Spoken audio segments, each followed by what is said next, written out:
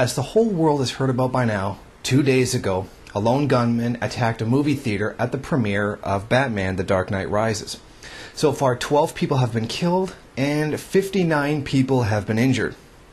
Reportedly, it took place 20 to 30 minutes after the movie began. He reportedly kicked open the doors of the particular theater, threw in a smoke bomb, and started firing. Witnesses say that he was wearing an all-black outfit, a body armor, gas mask.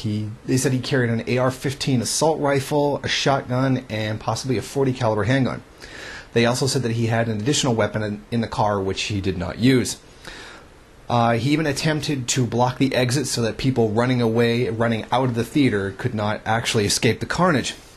Now, eventually, he was detained by police, where they said he surrendered without a struggle. Now, in his surrender, 250 law enforcement officers were actually present, and 100 FBI agents responded to the tragedy. The man has been identified as 24-year-old James Holmes, who was a University of Colorado Medical School, the School of Medicine in Denver.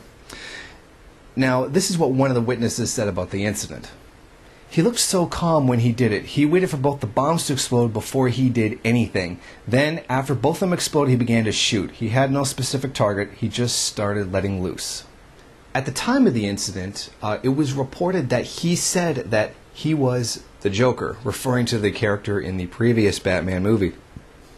Now, additionally, as police went to search his house, he informed them that there were explosives and booby traps inside of his house. Now, upon police arriving there, they did take him seriously and did find booby traps and explosives. The explosives were placed in a dump truck full of sand and hauled away to be properly disposed of.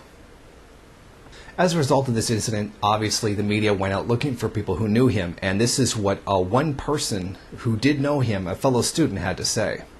I always thought he was a little strange. I could never put my finger on it, but something told me not to get too close to him. He was a very smart guy, though. He was a little bit of a weird guy, but we were honor students, so weird people were kind of common. This comment makes me feel a little bit suspicious, because we do see this a lot in Western culture. Although I don't believe the person was actually intending to do this, but it feels somewhat like a demonization of intellectuals. We've seen this very much of the past of America, where intellectuals were often demonized and thought to be trying to hurt our society and control us. Look how often college or university professors who have even somewhat liberal ideas are demonized as being communists and infiltrating and trying to indoctrinate our children. I mean, it's not even just the religious right who believes such hyperbole, but even people within the libertarian community, the Mises Institute and whatnot, believe that mainstream university and college professors are trying to indoctrinate children. So we can definitely see that this trend towards demonizing intellectuals is continuing throughout the United States. Now, Barack Obama did also come down and actually speak regarding this situation. We may never understand what leads anybody to terrorize their fellow human beings like this. Such violence, such evil is senseless. It's beyond reason. This is a very strange comment coming from a man who ordered the death of a 16-year-old U.S. citizen in Yemen, who was gunned down simply because of who his father was. This isn't even, to the same degree, maybe just as senseless. Only one less person died. But this one was given the veneer of officialdom because it was done by the president. Because the military, acting on orders, carried out this assassination of a U.S. citizen. Yet this one is not only not even recognized by the media, but is generally looked at as okay because some form of authority said that it was. Now, a good question to ask here would be what kind of social tensions or what kind of objective conditions this young man faced in his life before he decided to do this. Now, he was a student and he did reportedly drop out. However, it's very important to analyze the exact reason why he went and did this. If he were Muslim, it would be to claim that he was a terrorist. Now, at this point, it doesn't seem like there's any political motivation for what he actually did. He doesn't appear to be a far-right extremist or anything like that. He may have just been a young man who had mental health problems. And this does also speak to another problem in the United States, and that is a definite lack of healthcare services.